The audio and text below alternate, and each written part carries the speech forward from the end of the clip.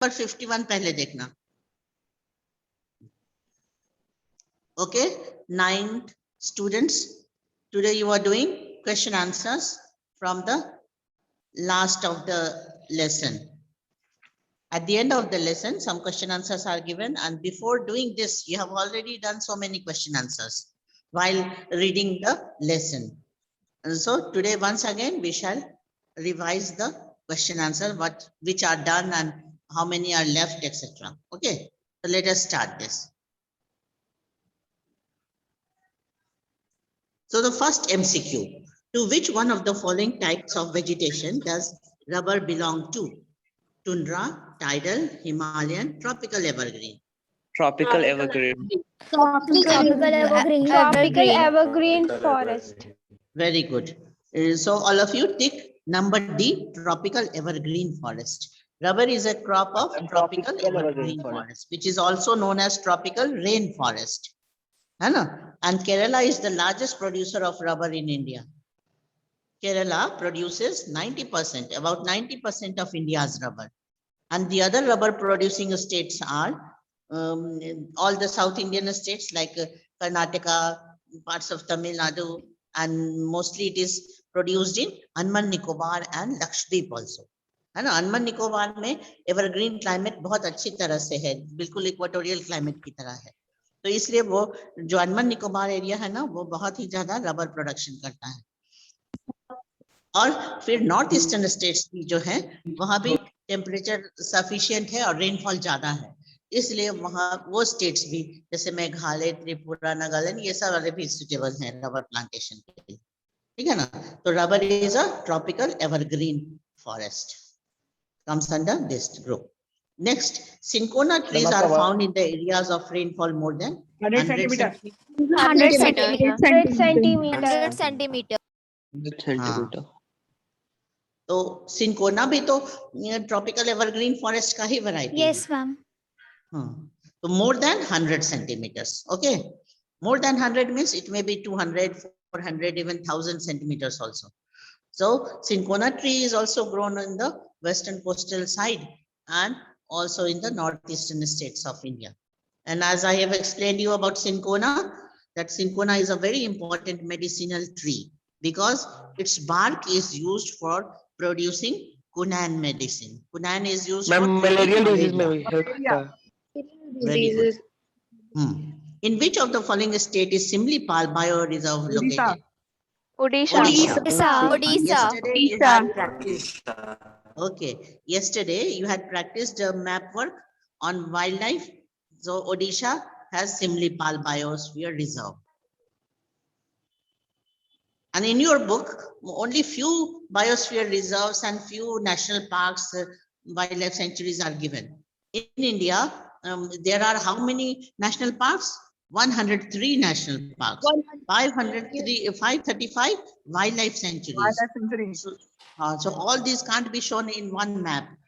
That's why in your map, only few have been shown. And among that, you have to practice for the exam.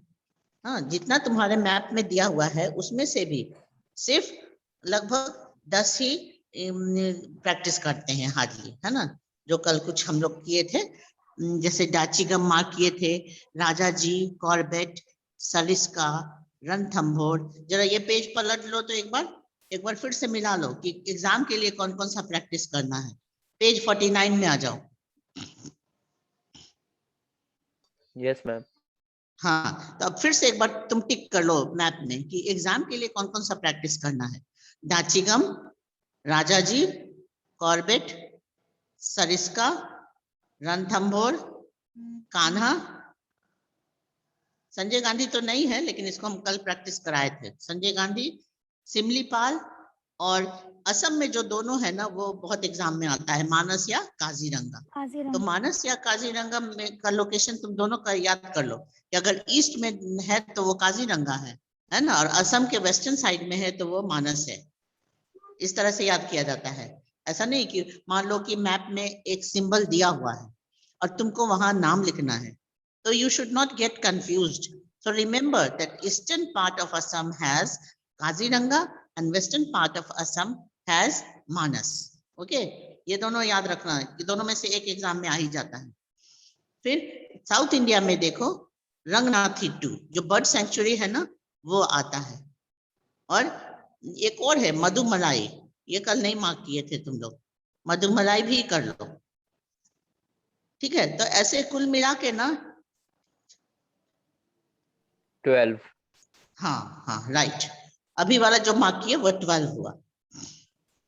और इससे हम लोग कुछ extra भी किए हैं, जैसे हम लोगों ने दुधवा भी किया था, संजय गांधी नेशनल पार्क भी किया था, और एक दो एक्स्ट्रा किए थे। वेदांत थंगल जो बर्ड सेंचुरी है, 3 बर्ड सेंचुरी है, ठीक है ना। तो बर्ड सेंचुरी में तो अभी के सिलेबस में सिर्फ रंगनाथिट्टू है, ठीक है ना, जो कि केरला में है रंगनाथिट्टू। चलिए अब इस क्वेश्चन पे आ जाइए फिर से। Which one of the following biosphere reserve of India is not included in the World Network of Biosphere? Ma'am Manas. Manas. Manas, Manas. ठीक है, क्योंकि जो world network of biosphere reserve में जो शामिल है ना उसका नाम यहाँ पे दिया हुआ है। जरा उन सारे नेम को पढ़ दो तो।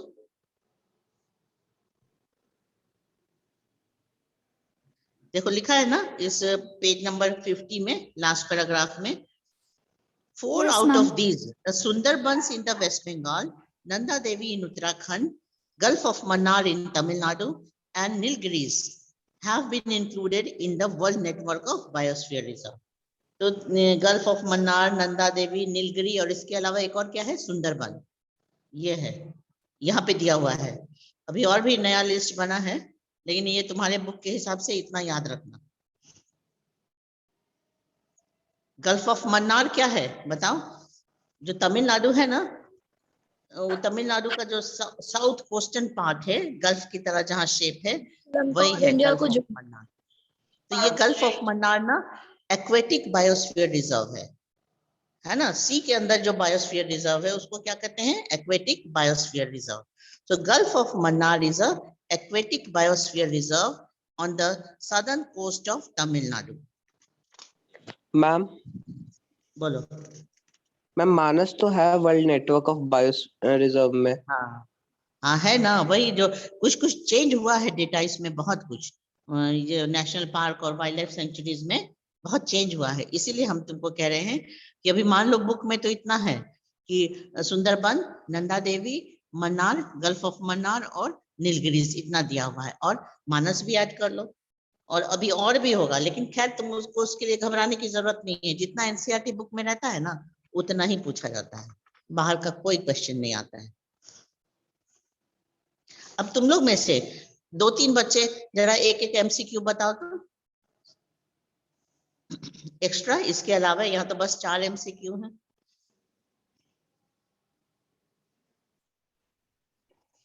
जैसे एक क्वेश्चन ये बना लो कि in which year was the wild life protection act implemented. 1972। हाँ, अब Ma'am, तुम्हारा यहाँ पे 1972. ऑप्शन रहेगा 1972, 1992, 1990, कुछ इस तरह का ऑप्शन रहेगा, तो आपको 1972 याद रखना है। और financial and technical assistance was provided in which year by the government. 1992। इसमें आंसर 1992। होगा 1992, ठीक है। तो इस तरह का तुमको एमसीक्यू बना लेना है, ठीक है ना। और ये जो है आपको जैसे teak wood is the important species of which of the following forest. अब 4 फॉरेस्ट का नाम लिखा रहेगा, तो टीक वुड के लिए राइट आंसर क्या होगा, कौन सा forest? Ma'am, very deciduous forest. Ma'am, deciduous हाँ forest. ट्रॉपिकल, हाँ इसका फुल नेम हो गया ट्रॉपिकल डेसिडुअस फॉरेस्ट, ठीक है ना। मान लो अगर 3-4 स्टेट के नाम दिए हुए हैं, जैसे बिहार, अरुणाचल प्रदेश, असम और आंध्र प्रदेश, ठीक है, और इसमें से तुमको पूछा जाएगा, ये बार डायग्राम देखो पेज नंबर 44 का, शुरू में आंध्र प्रदेश, अरुणाचल प्रदेश, असम और बिहार लिखा रहेगा ऑप्शन में, और पूछा जाएगा कि which one of the following state has its maximum area under forest, तो क्या आंसर अरुणाचल होगा? अरुणाचल अरुणाचल प्रदेश। प्रदेश। अरुणाचल प्रदेश। तो ये कंपैरेटिव होता है कि अगर 4 स्टेट का नाम दिया हुआ है, कोई भी 4 स्टेट, उसमें किसमें सबसे ज्यादा है फॉरेस्ट। मान लो ये लास्ट वाला देखो कि Dadra and Nagar Haveli, Daman and Diu, Lakshadweep और पौंडीचेरी या पुदुचेरी, इसमें से किसके पास सबसे ज्यादा फॉरेस्ट है? Ma'am Lakshadweep. Ma'am Lakshadweep. Lakshadweep. Lakshadweep. Very good. हाँ, लक्षद्वीप।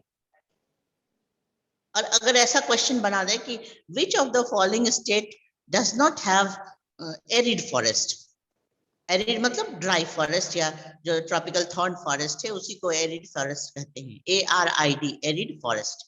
अब यहाँ स्टेट का नाम रहेगा तुम्हारा parts of Gujarat, Bihar, Chhattisgarh, Tamil Nadu.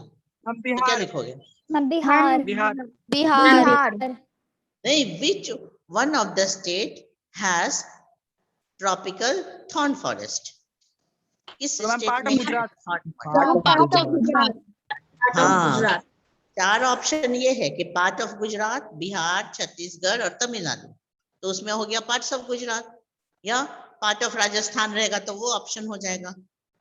Western half of Rajasthan is completely in tropical thorn forest. और उसके अलावा parts of Gujarat, parts of MP, Haryana is also included. ठीक है ना, तो वो भी याद रखना। स्पीसीज से ना ये ऐसे बहुत क्वेश्चन बनाए जा सकते हैं, प्लांट स्पीसीज से।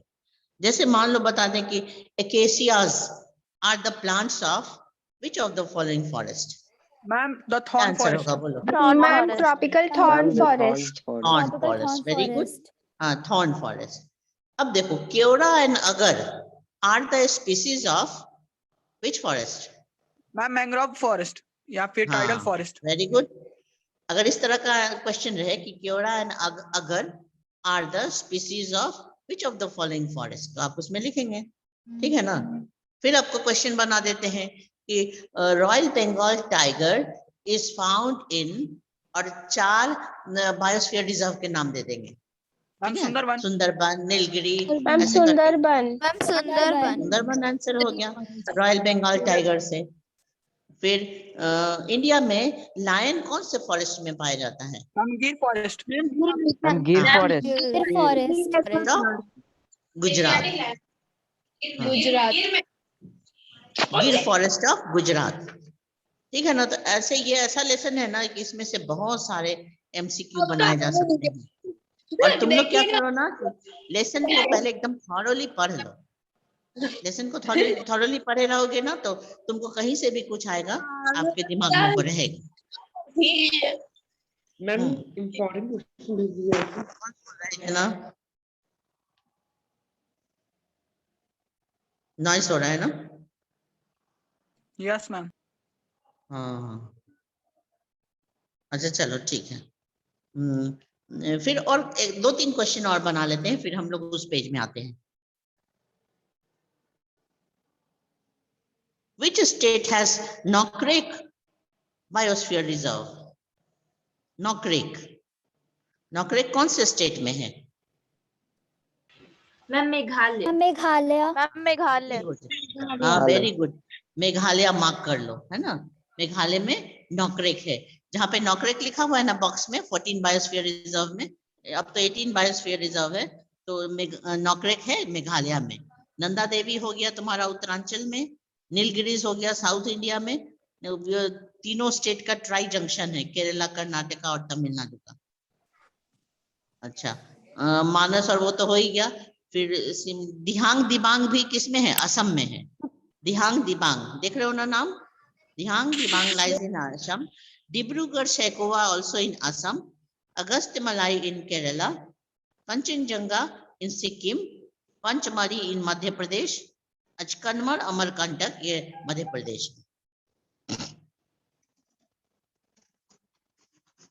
ठीक है, तो इसका लोकेशन भी पता होना चाहिए कि हम ये सारे बायोस्फीयर कौन कौन से स्टेट्स में हैं। यस मैम, उसको रिपीट कीजिए तो। हाँ, रिपीट कर दें। Yes ma'am. सुंदरबन तुम बताओ। Sundarban West Bengal. West Bengal. Gulf of Mannar, coast of Tamil Nadu. Tamil Nadu. Nilgiris tri junction of Kerala, Karnataka and Kerala, Tamil Nadu. Tamil Nadu. हाँ, केरला, कर्नाटका, तमिलनाडु का जहाँ बॉर्डर है ना, वहीं पूरा नीलगिरी फैला हुआ है, और ज्यादा Ma'am, हिस्सा along तो Western आपको Ghats. कर्नाटका में ही है। नंदा देवी Uttarakhand. उत्तरांचल में है। हाँ, उत्तराखंड। नौकरेक मेघालय। ग्रेट निकोबार तो वही अंडमान निकोबार में है ना, ये भी एक्वेटिक है, ग्रेट निकोबार। मानस असम हो गया, सिमलीपाल उड़ीसा, धियांग दिबांग असम, डिब्रू सेखोवा असम, Assam. अगस्त्यमलाई केरला। देखो तो मैप में तो नहीं ना है अगस्त्यमलाई, इसको थोड़ा चेक कर लेना, तो चेक करना पड़ेगा, है ना। कंचनजंगा सिक्किम, ये माउंट एवरेस्ट पर का है, सॉरी हिमालयन रेंज का जो सेकंड हाईएस्ट पीक है वर्ल्ड का, कंचनजंगा। तो इंडिया का ये फर्स्ट हाईएस्ट हुआ। Pachmarhi, Madhya Pradesh. हाँ हाँ, मध्य प्रदेश में पंचमढ़ी। और अचनकमर और अमरकंटक, अमरकंटक भी मध्य प्रदेश में। Madhya Pradesh. हम्म, मध्य प्रदेश। हम्म। मैम दिहांग दिबांग अरुणाचल प्रदेश में है। दिहांग दिबांग, हाँ हाँ सही बोले, राइट। Yes ma'am. रिवर दिहांग है ना, वो भी अरुणाचल प्रदेश में ही है। हाँ, क्या है मैम? और भी इन सारे को एक बार चेक कर लेना लेकिन, ठीक है ना। अच्छा, माइग्रेटरी बर्ड्स में दो बर्ड्स के क्या क्या नाम लिखे हुए हैं बताओ। Ma'am Siberian crane. Ma'am Siberian crane. Siberian crane. Ma'am home. Flamingo. Ma'am Arctic turn. हाँ, फ्लैमिंगो भी एक बहुत बड़ी नंबर में आते हैं, बहुत पॉपुलेशन में आते हैं फ्लैमिंगो। जहां पर कि कच्छ एरिया है वहां पे फ्लैमिंगो आते हैं। गुजरात का कच्छ रीजन है ना, जो सी वाटर अंदर तक आता है, उसके वहां पर। चल अब नेक्स्ट पेज में आ जाओ। हाँ बोलो। मैम रन ऑफ कच्छ वाला मैम, जो हमारा ये भी है। हाँ हाँ हाँ, रन ऑफ कच्छ में ना सी वाटर जहां तक अंदर तक आता है तो वेटलैंड बन जाता है, तो वेटलैंड में फ्लैमिंगो आते हैं।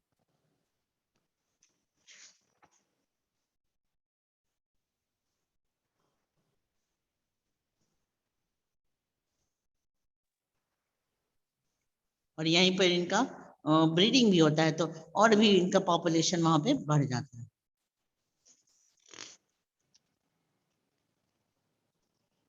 नेक्स्ट पेज में आ जाओ। Question number 1, define ecosystem. ये तो तुम लोग कॉपी में लिखे थे लेसन पढ़ते ma'am. समय, Ma'am.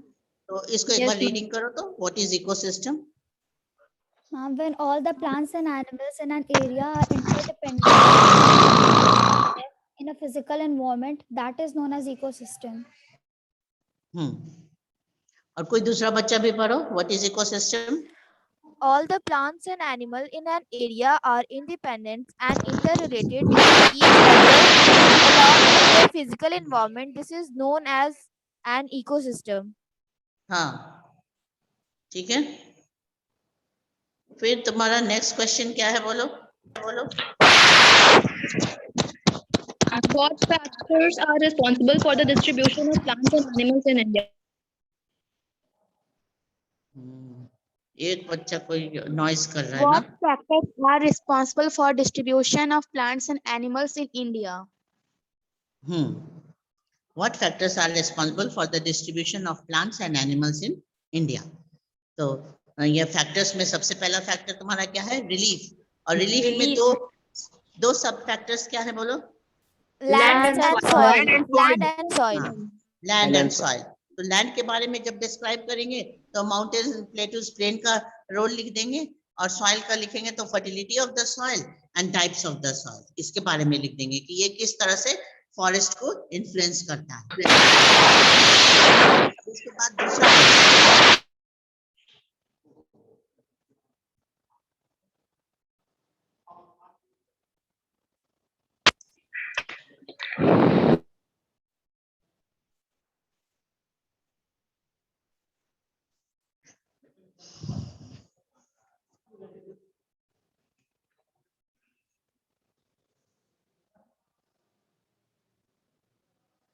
तुम लोग 1 मिनट जरा वेट करना और इसको ना तब तक ये क्वेश्चन का आंसर देखो, अभी जो क्वेश्चन बोले।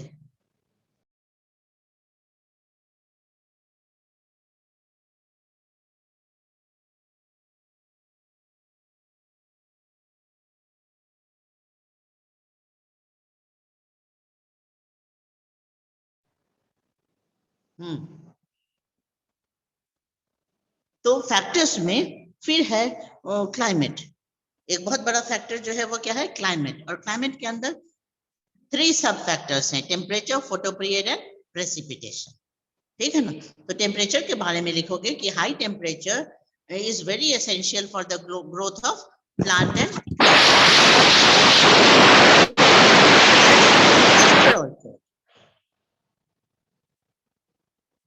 it requires moisture also. High temperature should be accompanied with rainfall also. And photoperiod का मतलब हो गया कि length of sunlight or duration of sunlight. The longer duration of sunlight is also very favorable for the growth of vegetation. ठीक है। और precipitation में लिखेंगे कि quantity of rainfall is very essential for the growth of vegetation. The density of vegetation increases or decreases according to the rainfall. Okay, if the rainfall is more, the vegetation is dense. If the rainfall is less, vegetation is less dense. Okay.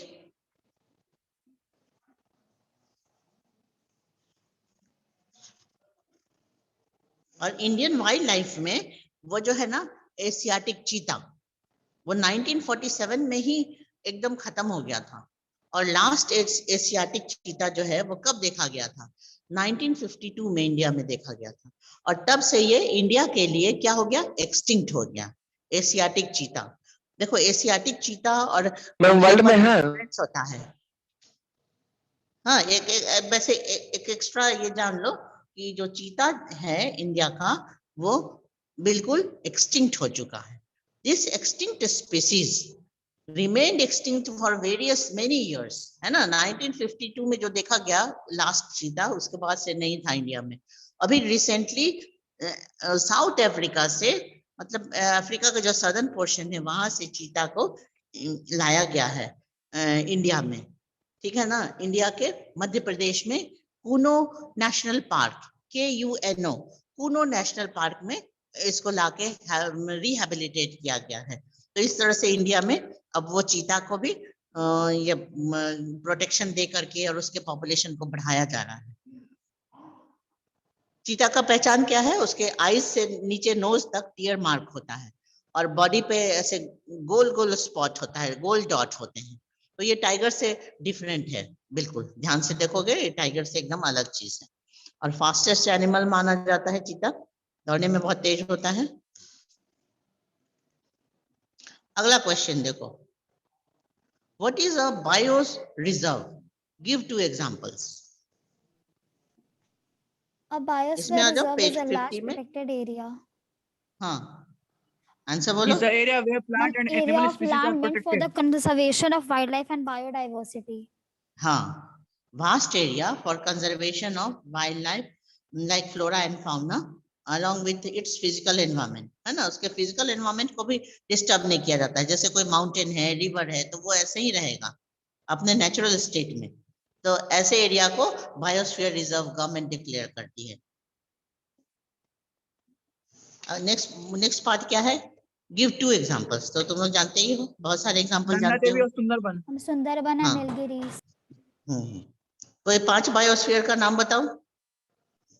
Ma'am हम Manas, Nanda Sundarban, Devi, Nilgiris, Sundarban, Nanda Devi, Nokrek, great Nicobar and Manas. Nanda Devi. Manass.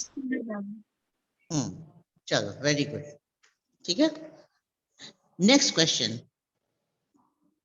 Name 2 animals having habitat in tropical and mountain type of vegetation. पहले tropical का बताओ। Ma'am elephant and tiger. Elephant, tiger, rhino, ये सब tropical के हैं। Turtle. Lion, ये सब ट्रॉपिकल में आ जाएंगे। और माउंटेन टाइप में बताओ।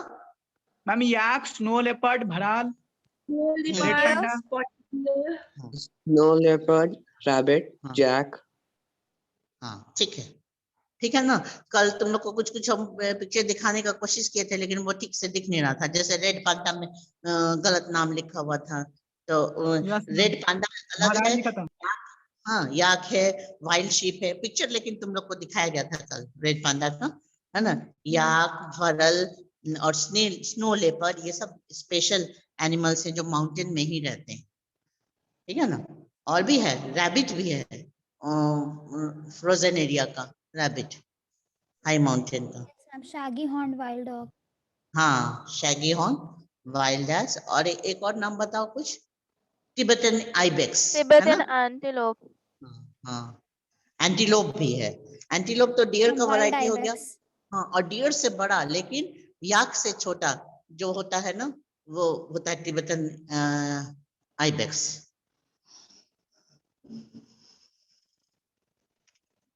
और उसके हॉर्न ना ऐसे राउंडेड होते हैं, एकदम हाफ सर्कल की तरह घूमे हुए रहते हैं।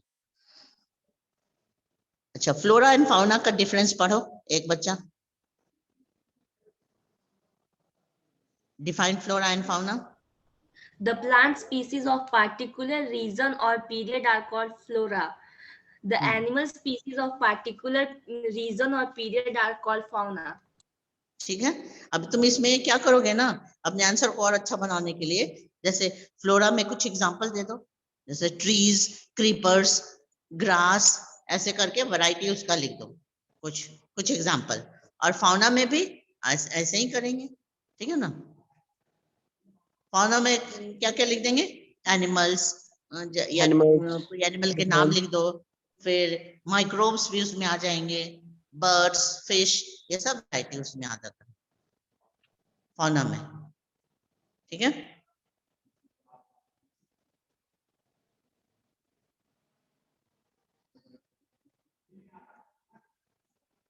नेक्स्ट क्वेश्चन बोलो। हाँ, tropical evergreen forest and tropical deciduous forest, ये तो एग्जाम में भी बहुत आता है, और तुम लोग को अभी हाल में होमवर्क में हमने ये क्वेश्चन दिया भी था। तो tropical Yes, ma'am. Evergreen forest और ट्रॉपिकल डेसिडुअस फॉरेस्ट का जो डिफरेंस है ना, वो कई बेसिस पे लिखते हैं। एक तो पहला पॉइंट तुम रेनफॉल का बेसिस बना लो, कि इसमें एवरग्रीन के लिए कितना रेनफॉल चाहिए और डेसिडुअस के लिए कितना रेनफॉल चाहिए, तो वो उसका डिफरेंस हो गया, ठीक है। फिर तुम Second, उसका एरिया areas. बना लो कि ये कौन कौन से एरिया में मिलता है और डेसिडुअस फॉरेस्ट कौन से एरिया में मिलता है, तो ये एक पॉइंट ऑफ डिफरेंस हो गया। फिर इसके स्पीसीज Plant के नाम species. लिखो, हाँ स्पीसीज के नाम लिखो, कि एवरग्रीन फॉरेस्ट में रोजवुड, महोगनी, रबर, सिंकोना, ये सब मिलता है, और डेसिडुअस फॉरेस्ट में कौन कौन से मिलते हैं, तो टीक, साल, शीशम, बैम्बू, सैंडलवुड, ये सब उसमें लिख दो डेसिडुअस में। तो ये हो गया। तो चौथे पॉइंट में तुम दोनों के एनिमल के नाम लिख दो अलग अलग, तो इस तरह से rainfall. हाँ Ma'am, डिस्टिंग्विश हो amount of जाता shedding of leaves. है, हाँ डिस्टिंग्विश हो जाता है ना। तो कई पॉइंट पे हम इसको कंपेयर करते हैं कि रेनफॉल दोनों के लिए क्या है अलग अलग, फिर दोनों के एरियाज क्या है अलग अलग, स्पीसीज के नाम क्या क्या हैं, और लास्ट में एनिमल के नाम क्या, ठीक है। फिर तुम देखो कि name different types of vegetation found in India and describe the vegetation of high altitude. इसमें सारे वेजिटेशन का नाम लिख देंगे।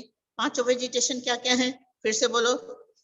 Ma'am, Tropical evergreen forest, tropical deciduous Subtropical forest, evergreen forest, deciduous tropical forest, mountain forest, mangrove mangrove forest, Forest, thorn tropical forest thorn and scrubs. forest, mountain forest and mangrove forest. Mangrove forest, ठीक है।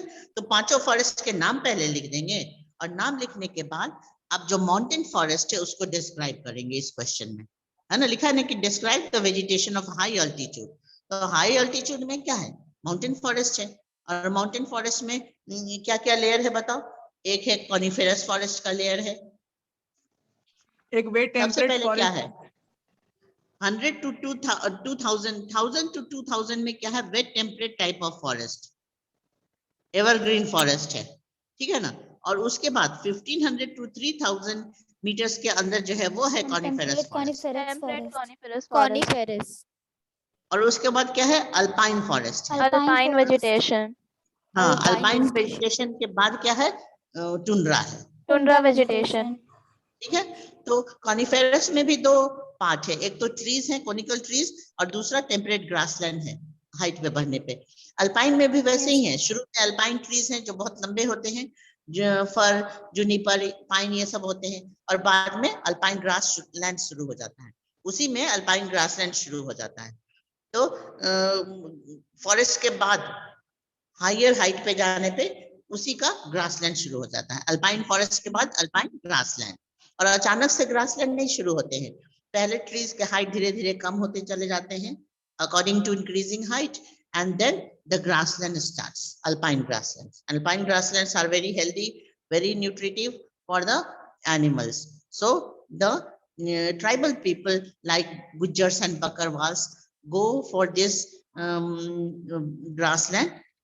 They climb up the mountain to get the grassland for their animals. Okay. During which season? They climb up during summer season. And before the start of winter, they climb down the mountain in the valleys. ठीक है, summer में ऊपर grassland मिलता है और winter में नीचे मतलब वैली में, प्लेन में आके ग्रासलैंड मिलता है। तो इस तरह से उन लोग को हमेशा ग्रासलैंड मिल जाता है अपने एनिमल्स के लिए। गुज्जर्स और बकरवाल जो ट्राइबल पीपल हैं, ये ज्यादातर हिमाचल प्रदेश में है और भी जगहों पे है। तो यहाँ पे हम हाई ऑल्टीट्यूड में माउंटेन फॉरेस्ट के बारे में लिखते हैं, और माउंटेन फॉरेस्ट में भी सबसे हायर ऑल्टीट्यूड का फॉरेस्ट कौन सा फॉरेस्ट हो गया? अल्पाइन फॉरेस्ट या अल्पाइन वेजिटेशन जिसको कहते हैं। माउंटेन में भी हाईएस्ट ऑल्टीट्यूड का फॉरेस्ट क्या है? अल्पाइन फॉरेस्ट, क्योंकि बाद में तो टुंड्रा शुरू हो जाता है, और टुंड्रा में तो सिर्फ मॉस एंड लिचेंस है जो कि एकदम सरफेस वेजिटेशन है, सरफेस पे चिपके हुए होते हैं, उसमें कोई बड़े ट्रीज और ग्रास नहीं ग्रो करते हैं। किसमें? टुंड्रा में, ठीक है ना। टुंड्रा में ग्रासलैंड भी नहीं ग्रो कर सकते हैं। क्या क्या ग्रो होता है? सिर्फ मॉस एंड लिचेंस। तो this is all about the mountain forest और forest of high altitude. Next question, quite a few species of plants and animals are endangered in India, why? Because of hunting like greedy hunters, commercial hunters, human beings. because of reckless hunting of animals and cutting of forest for commercial purpose, Deforestation. right? हाँ, और भी सारे कारण हैं। Overexploitation. हाँ, over exploitation of forest area, even for doing agriculture, making roads and constructing railways, bridges, etc. Mining is also a very big problem. Mining करने से भी फॉरेस्ट खराब होते हैं, तो हैबिटेट भी डिस्ट्रॉयड होता है, ठीक है ना।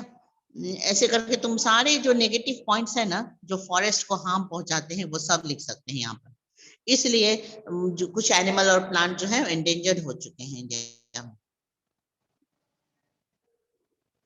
Why has India a rich heritage of flora and fauna? India is a very big country. India is the 7th largest country of the world.